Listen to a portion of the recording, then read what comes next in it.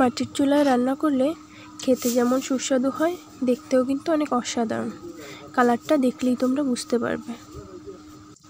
আসসালামু আলাইকুম এভরিওয়ান, আজকে চলে এসেছি তোমাদের সাথে মাটির চুলায় রান্নার একটি ভিডিও শেয়ার করতে। প্রথমে আমি চুলায় একটি কড়াই বসিয়ে নিচ্ছি, তারপর দিয়ে দিচ্ছি পরিমাণ মতো তেল, কিছুটা কুচানো পেঁয়াজ, কিছুটা বাটা পেঁয়াজ, এগুলো কিছুক্ষণ ভেজে নিয়ে দিয়ে দিচ্ছি আদা রসুন জিরা বাটা। এখন সবগুলোকে একসাথে নেড়েচেড়ে ভালোভাবে ভেজে নেব যতক্ষণ পর্যন্ত না ব্রাউন কালার চলে আসে।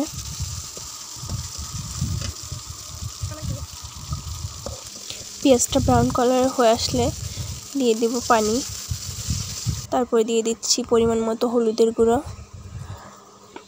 তারপরে দিয়ে দিচ্ছি পরিমাণ মতো মরিচের গুঁড়ো। এখন এগুলোকে ভালো করে নেড়েচেড়ে কষিয়ে নেব।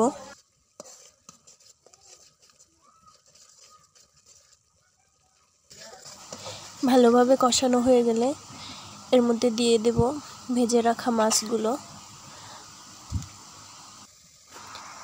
মাছগুলোকে কিছুক্ষণ নেড়েচেড়ে মশলার মধ্যে ভালোভাবে কষিয়ে নেব কিছুটা টাইম নিয়ে।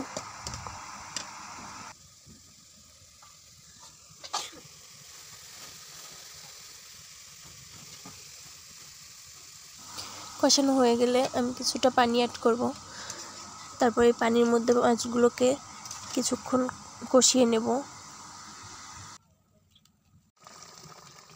মাছগুলো কষানো হয়ে গেছে, এবার আমি মাছগুলোকে একটা বাটিতে তুলে নেব।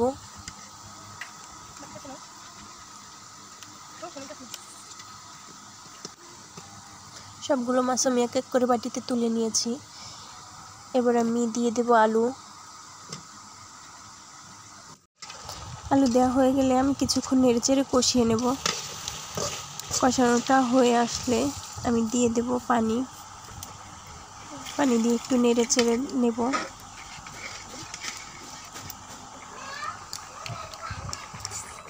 তরকারিটাতে বলক চলে আসলে আমি কষিয়ে রাখা মাছগুলো এক এক করে দিয়ে দেব।